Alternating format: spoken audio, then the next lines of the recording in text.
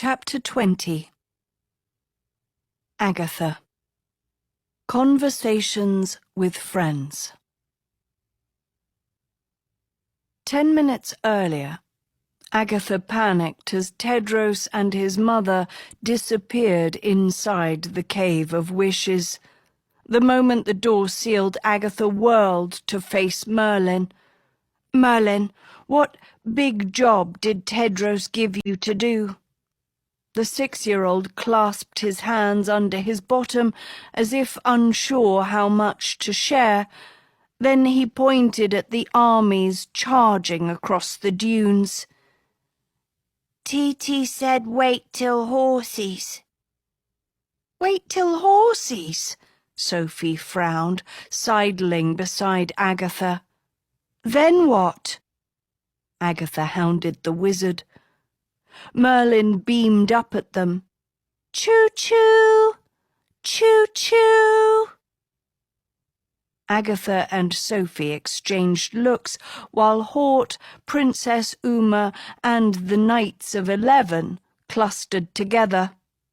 The snake and 1,000 men, storming closer.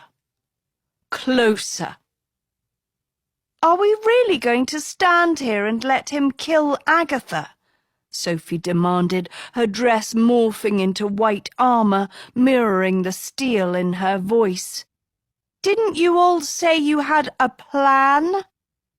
"We do," clipped Maid Marian, nodding pointedly at Merlin. "Knights, take your position," Jaunt Jolie's queen ordered. 11 armoured females fanning into a front line. Sophie grabbed Merlin.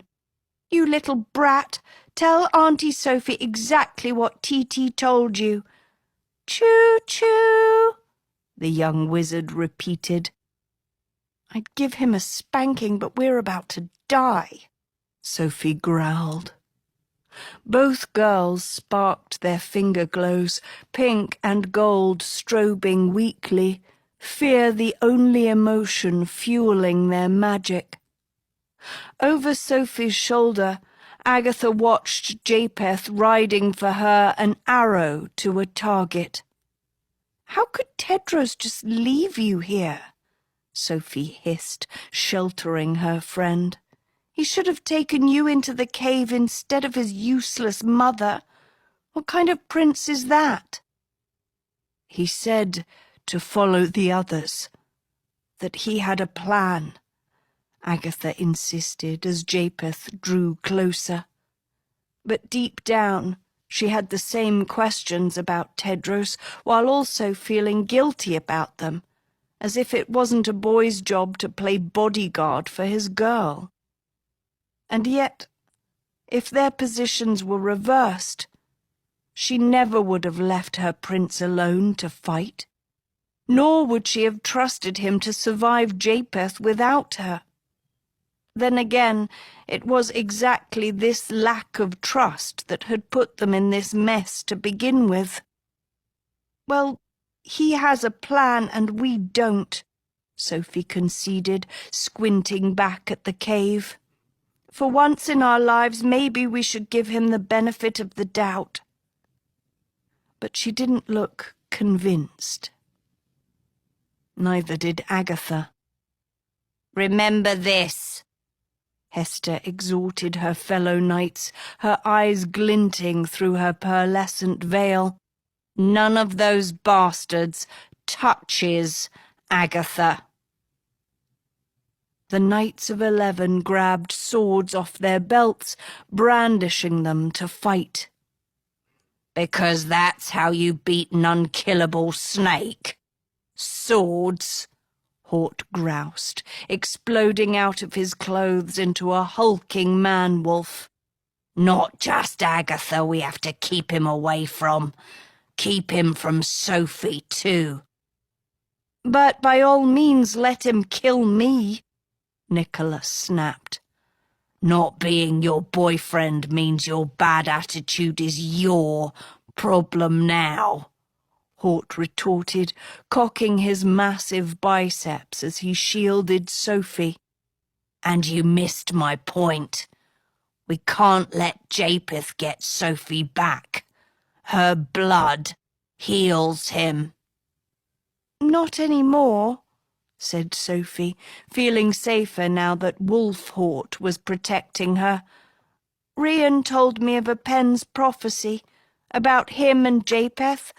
One would marry me and be king, the other would be healed by my blood, but not both. Once Japheth killed Rian and stole the crown, he lost my blood's powers." "Pen's prophecy," said Agatha, the trampling horses and camels so loud she could hardly hear herself. "Which pen? Lion's Mane or the Storian?" "Doesn't matter," Sophie dismissed. "What matters is Japheth's mortal now. He can be killed. Plus, the Sultan's army still thinks Japheth is Rian, so Snake can't use his skims, not without giving himself away," Nicholas surmised. "This is our best chance to beat him. Only thing standing in our way is 1,000 pirates and armed soldiers and fire-spitting camels," said adult Dot fatally. "And our best weapon is a 6-year-old, Annadil echoed, "who seems to have disappeared." Agatha scanned the desert. "Where is he?" 30 seconds, Dean Brunhilde called as Japheth led 2 armies straight at them. "What about Uma?" Sophie said to Agatha. "Maybe she can stop the camels." The girls whirled to the princess, hoping her animal skills could save them. Instead, Uma mogrified into a pink ladybug, which plopped in sand near the cave's door. 20 seconds, Annadil warned, her 2 rats leaping off her shoulders, starting to swell bigger and bigger, like twin mastiffs. Hort roared across the desert, crouched in fighting position. "Come at me, mate!" A camel spat a ball of fire, scorching his palm, sending the man-wolf shrieking to the ground before he snuffed the flames in sand. More fireballs slammed into Annadil's rats, rocketing them into the night. 10 seconds, Beatrix cried. Men and beasts flew towards them, about to obliterate them with fury and fire. "Your scream," Agatha gasped at Sophie. "Your witch's scream." Sophie shook her head. "That was the old me. Bring the old you back," Agatha begged. 5 seconds, Rena shouted. Sophie bore down, teeth gnashed, chest swelling.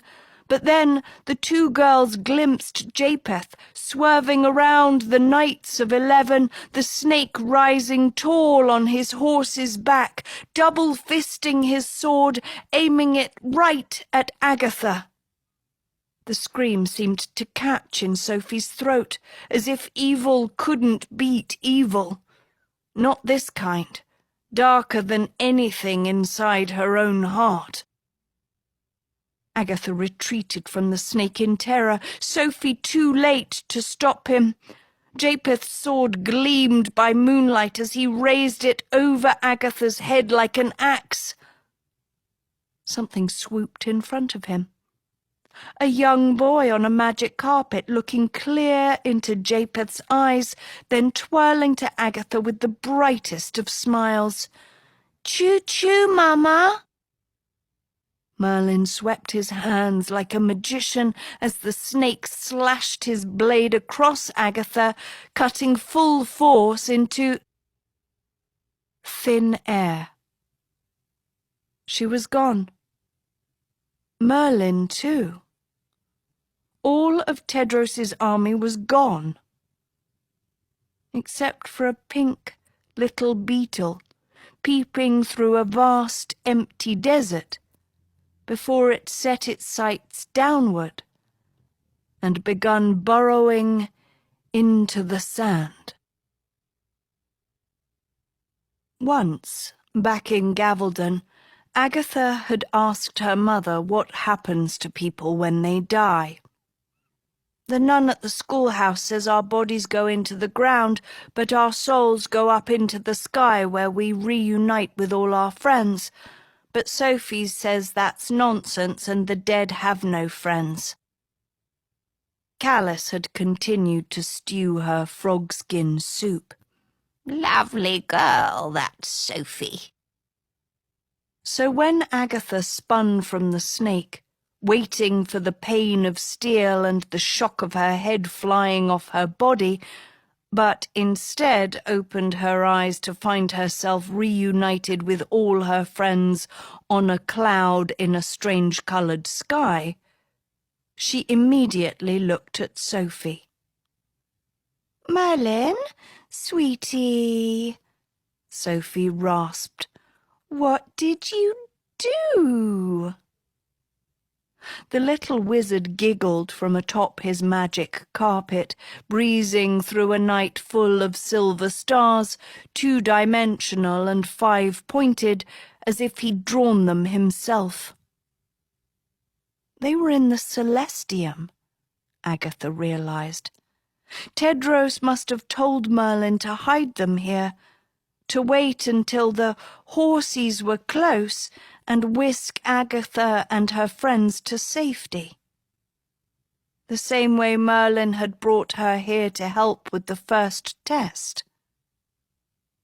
Only the Celestium was different now, Agatha realized. Instead of the pure, meditative sky she was used to, it was a hodgepodge of purple shades like a poorly made quilt, filled with fast-moving clouds, comets, and constellations of fantastic shapes.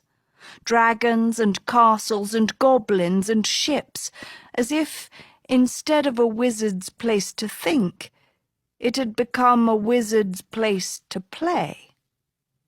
Together, they'd been transported inside Merlin's imagination, a 6-year-old's hectic dreamscape, mirrored by the dreamer himself, whizzing around on his magic carpet, gibbering incantations whereby new comets and clouds burst into being, streaking past his startled guests.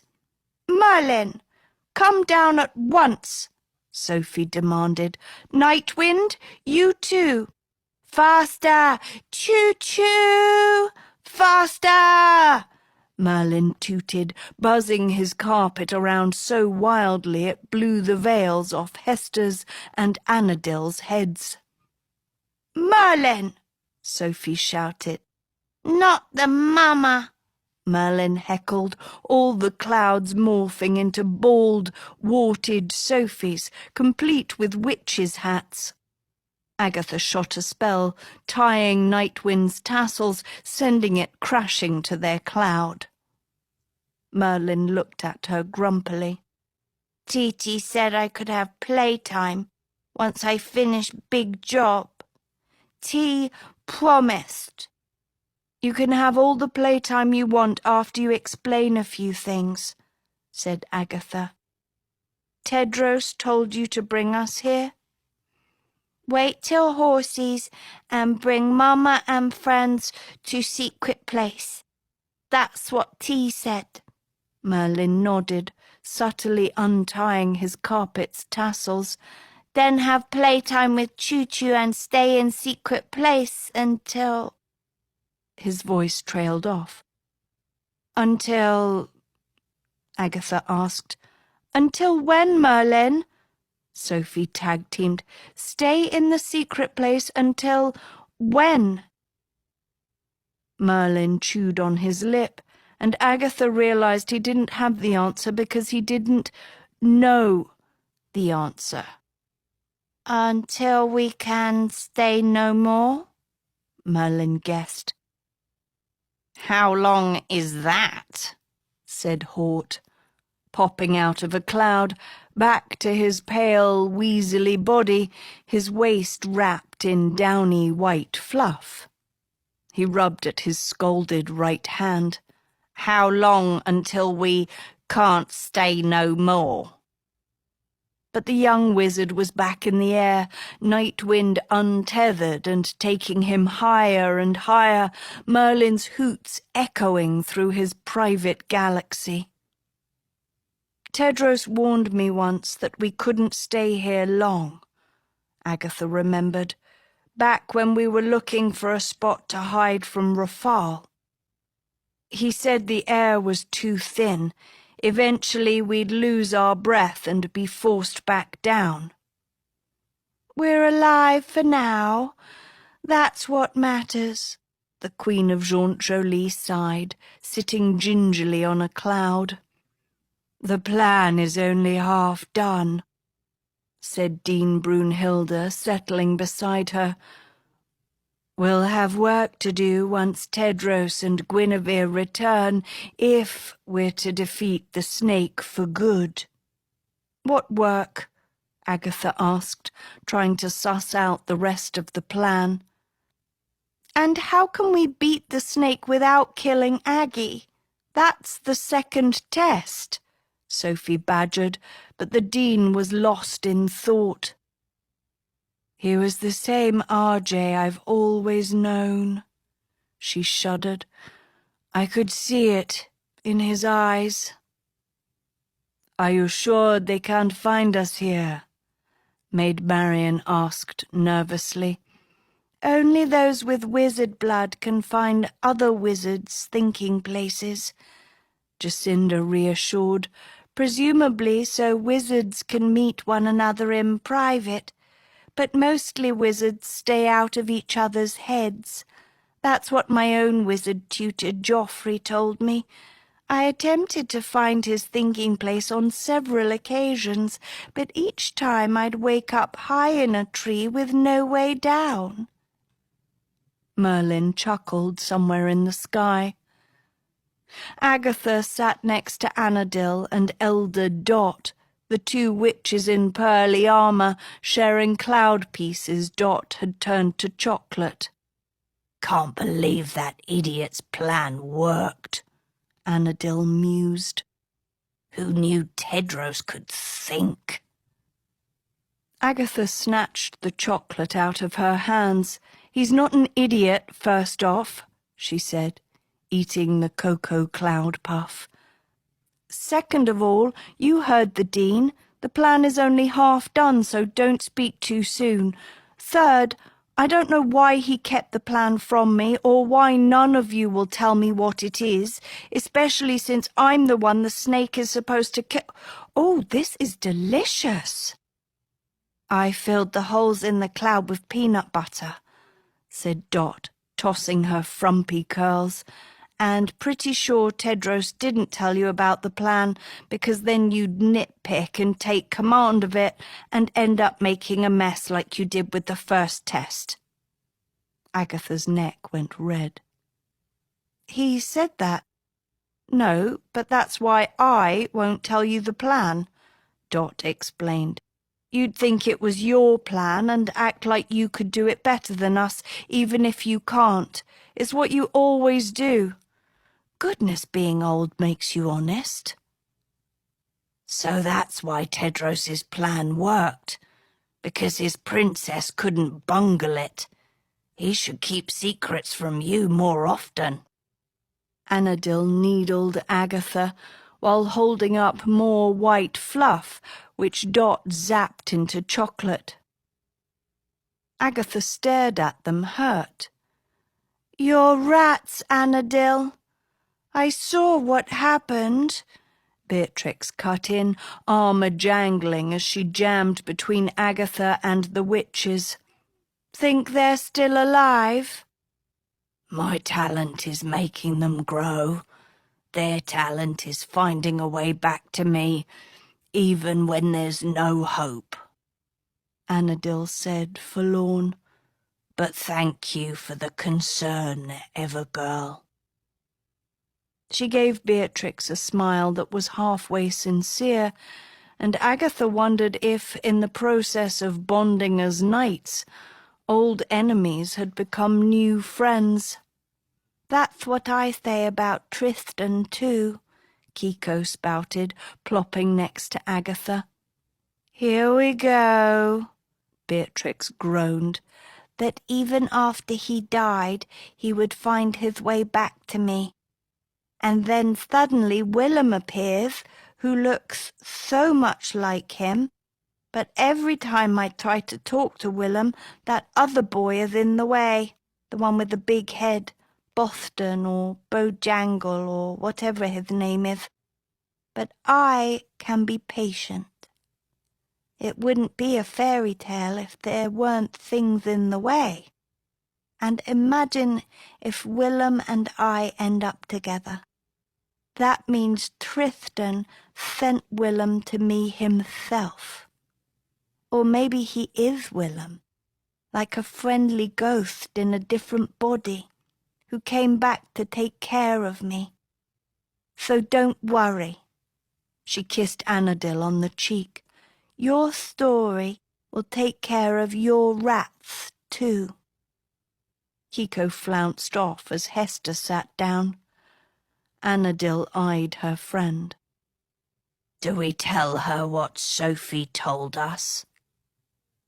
"That the boy she thinks is a reincarnation of her dead true love, who had no interest in girls, is the brother of said dead boy, who also has no interest in girls?" Hester paused. "No." "Cheers to that," said Annabel. Soon they all dispersed into separate clouds. Sophie chatting with Hort, Hester with Beatrix, Rena with Annabel, more friends coupling up, leaving Agatha on her own, watching Merlin zigzag on a drooping night wind, the young wizard carving his name in bright lights across the sky with his fingertip. Agatha fidgeted, her clump tapping restlessly. She was so used to playing peacemaker, shuttling between conflicts, bridging divides, that to see the Knights of 11 getting along without her, good and evil, old and young, friends and strangers, while Hort and Sophie continued their conversation on a far-off cloud, it made Agatha feel uncomfortable, like she was a graveyard girl again, forgotten by the world. Then she remembered this wasn't Gavaldon, that in this world she was surrounded by friends, each as capable and strong as her, each as important to this story, including her true love, who at this very moment was trapped in a cave trying to save her from a snake. Dot's right about me, Agatha thought. She'd convinced herself this was her fairy tale to win, her mountain to conquer, as if she wanted everyone to look to her to lead them. Why? Why couldn't she let her prince lead? Why did she have to have all the answers? Her soul whispered back, "If I don't, what am I worth?" It was the same crisis that haunted Tedros. Who was he without his crown? Who was Arthur's son, if not the king? And here Agatha was, letting her own insecurities thwart his every attempt to answer these questions for himself. Her heart wrenched. She'd put her prince in an untenable position, not just with having to kill her to win the second test, but now having to keep secrets from her in order to do his duty and prove himself a king. They were different in so many ways, she and Tedros. But in their hearts they were afflicted by the same malady. Each of them needed proof that they were good enough, that they were worthy of love, the same way Agatha had needed proof from Professor Dovey that she could be beautiful. But then, as now, the only cure could come from within. And as long as she and Tedros searched for answers outside of themselves, they would continue to stand in each other's way, like two rival kings having their own tournament. Maybe that's why Arthur made this the second test, Agatha thought. Because he saw a future where she held his son back instead of helping him. So he put their love to the fire. 3 tests, 3 answers to find. Was Agatha the right queen for Tedros? Or would she be another Guinevere, another curse for Camelot? That was the king's question. Now it was up to Agatha to answer it. This is my test as much as Tedros's, she thought. To survive it, she had to trust him.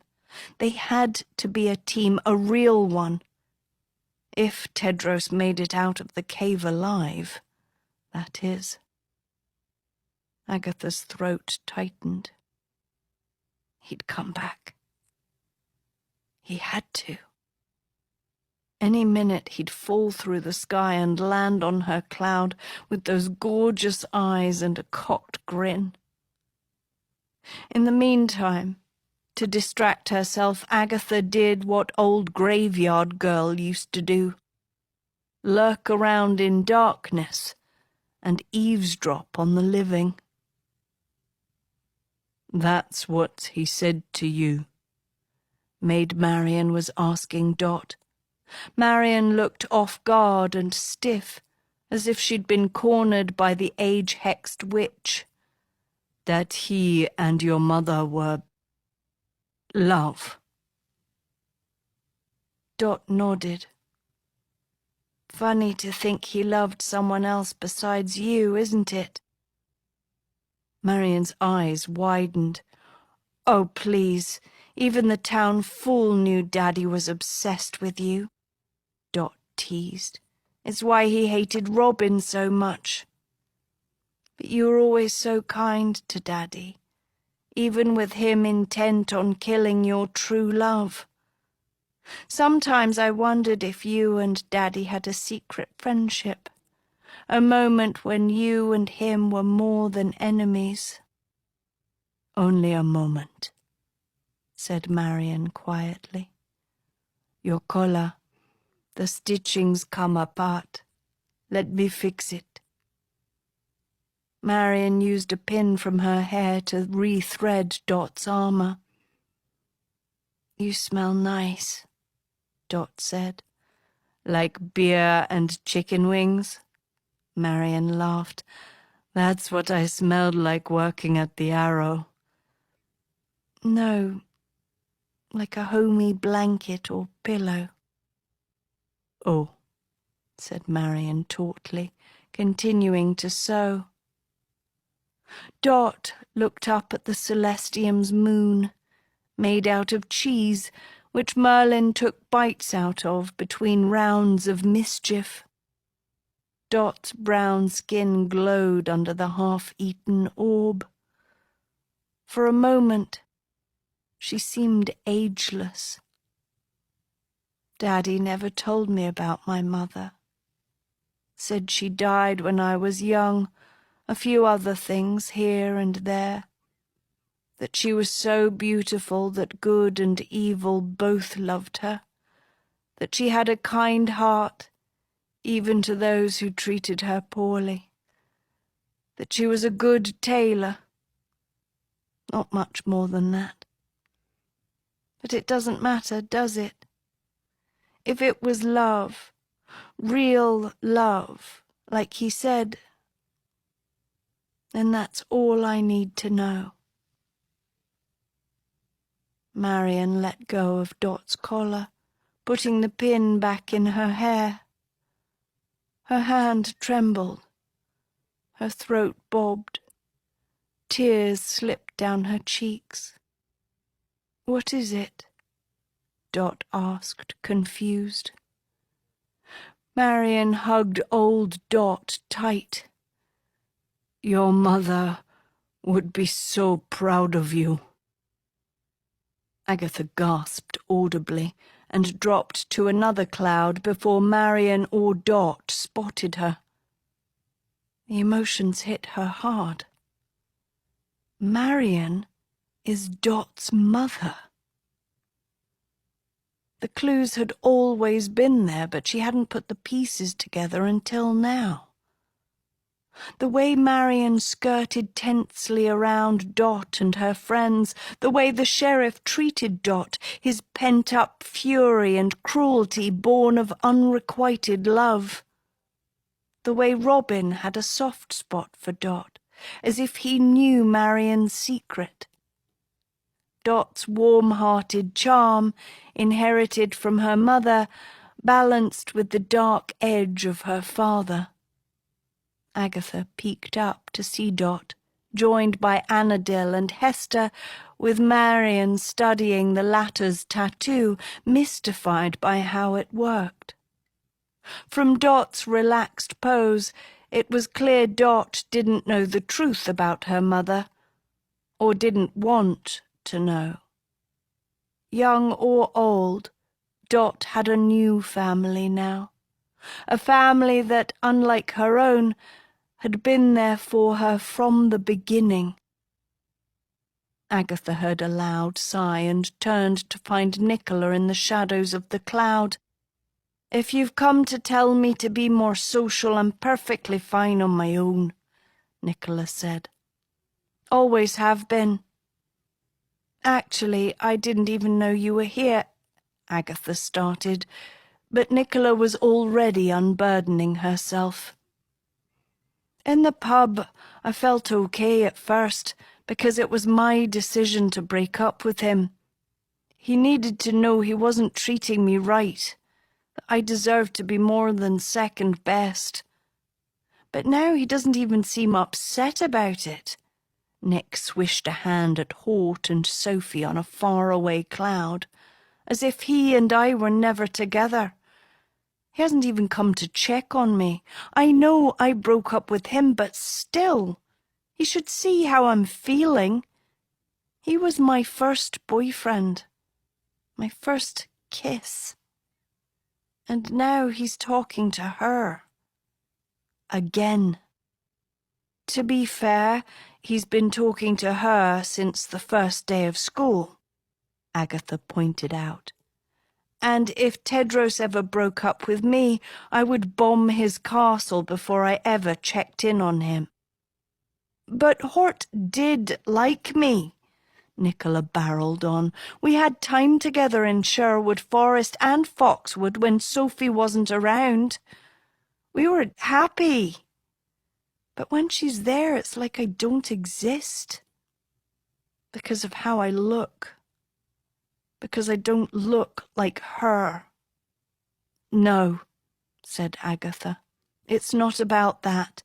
She's blonde and thin and has a small nose and no pores, and it's not about how you look," Agatha repeated. She said this so sharply that Nicola stopped her monologue. "And as long as you have doubts about the way you look, you'll never be able to truly love someone," Agatha preached. "Take it from me, even if you have the most loving, doting, fairy tale boyfriend, you'll reject his love if you don't believe you deserve it.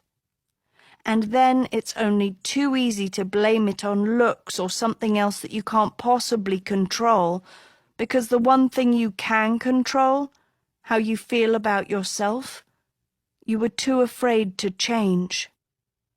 Nicola grimaced. "But let me finish," Agatha said.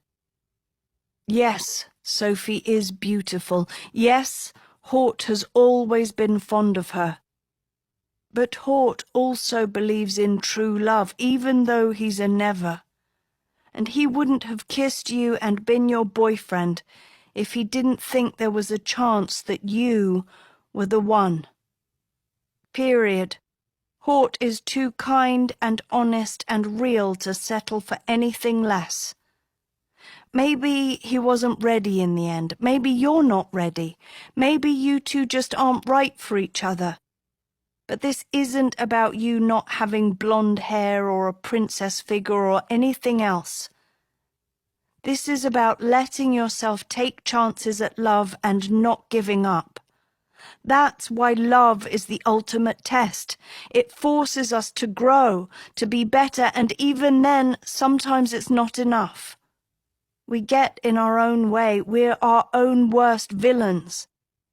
But only a true villain believes he can control love.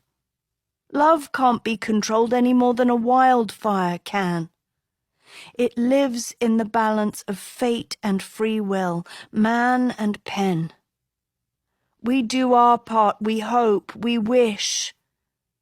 But it writes its own story in its own time. The way it's meant to be. For you, for Hort, for everyone who believes in ever after. For me, too. Agatha clasped Nicola's shoulder. Love makes fools of me and Tedros each and every day. Nicola didn't say anything for a long while. Then she peered hard at Agatha.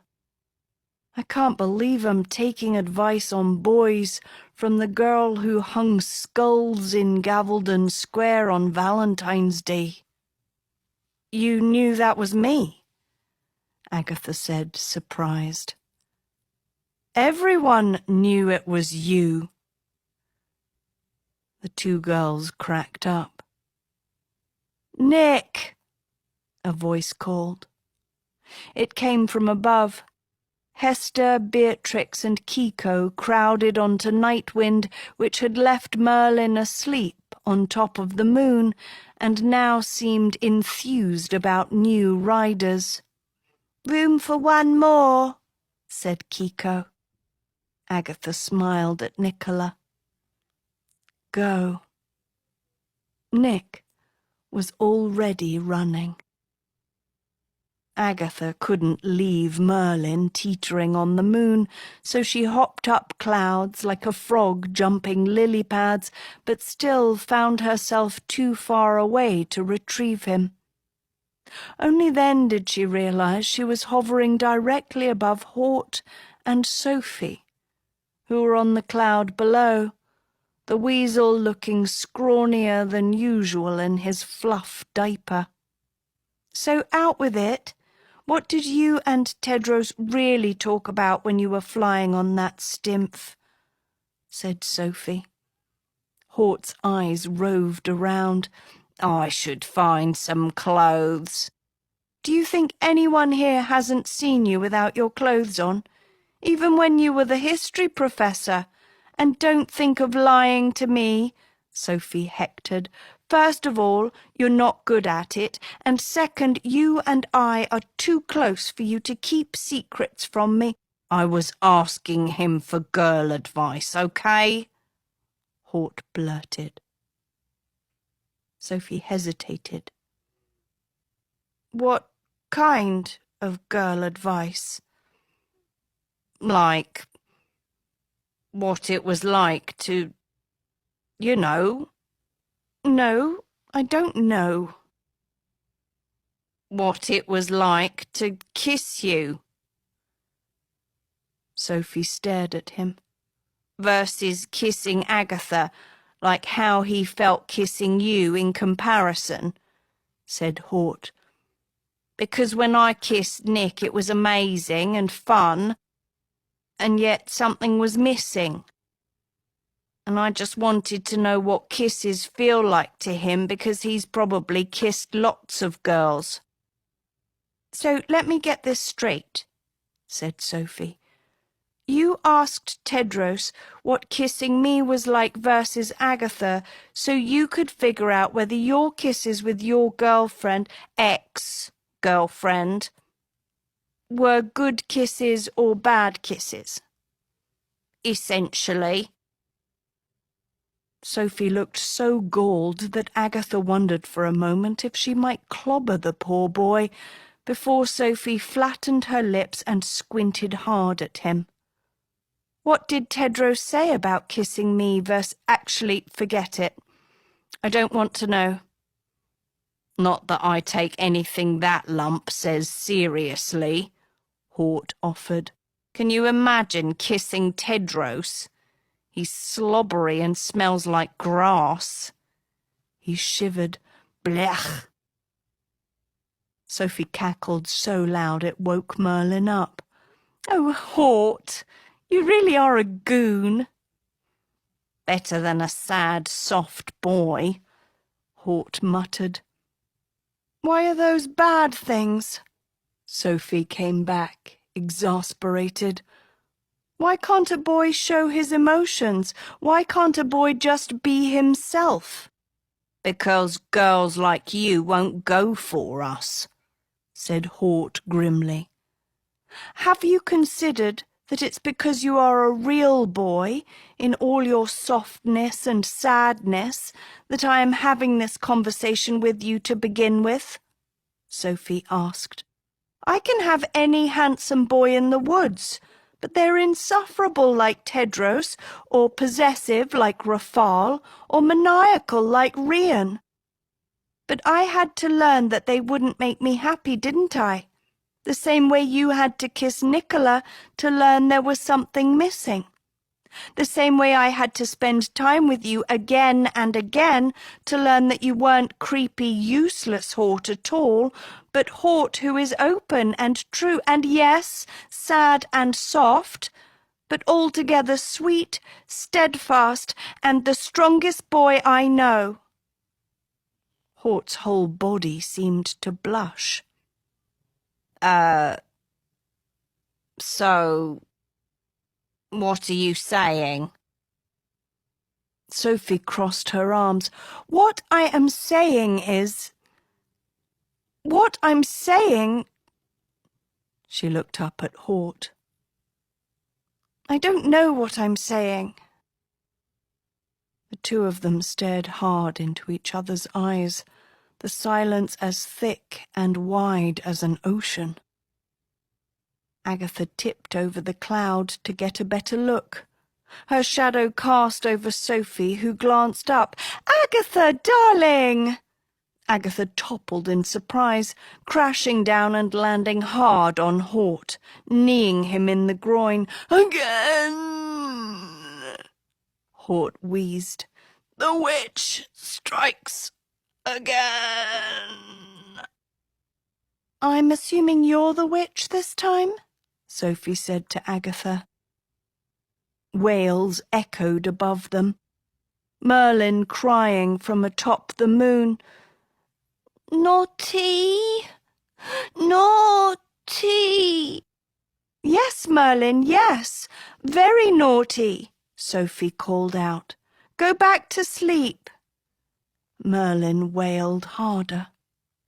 Strange, said Agatha. Never cried before. Puts himself to sleep and eats from his hat when he's hungry. Guys, Hort said quietly.